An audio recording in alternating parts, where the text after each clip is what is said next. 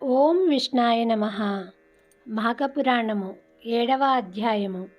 మృగశృంగుడు యముని గూర్చి వ్రతమాచరించుట.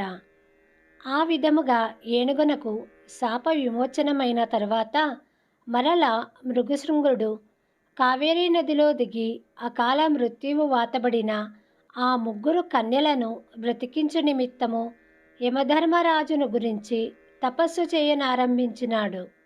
నిశ్చల మనస్సుతో తదేక దీక్షతో యముని గూర్చి ధ్యానించుచుండగా మృగశృంగుని కఠోర దీక్షకు యముడు సంతసించి ప్రత్యక్షమయి, మృగశృంగ, నీ కఠోర దీక్షకు పరోపకార పరాయణతకు నేనెంతయు సంతసించి తిని, నా గురించి ఇంత దీక్షతో ఎవరు తపమాచరించి ఉండలేదు. నీకేమి కావలయునో కోరుకొనుము, నీ అభీష్టము నెరవేర్చెదను అని యముడు పలికెను.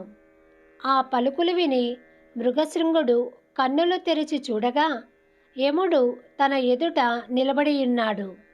వెంటనే చేతులు జోడించి, మహానుభావ, ఎంతటి తపస్సాలురకైనా దర్శనమివ్వని మీరు నా బోటి సామాన్యునికి మీ దర్శనమిచ్చుట నా పూర్వజన్మ సుకృతము తప్ప వేరు కాదు.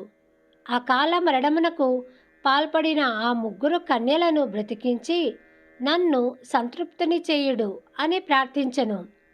మృగశృంగుని పరోపకార బుద్ధికి, దయార్థ హృదయమునకు యముడు సంతోషించి అతని కోరిక ప్రకారము ఆ ముగ్గురు కన్యలకు ప్రాణదానము చేయనించి, మృగశృంగ, నీ భక్తికి మెచ్చితిని, నీ పరోపకార బుద్ధి నన్ను ఆకర్షించింది, నీకు జయమగుగాక అని యముడు దీవించగా, మహాపురుష, మిమ్ము సంతోషపెట్టుట సామాన్యమైనది కాదు. మిమ్ము స్తోత్రము చేసిన వారికి, స్తోత్రము విన్నవారికి జరామరణములు కలగవు.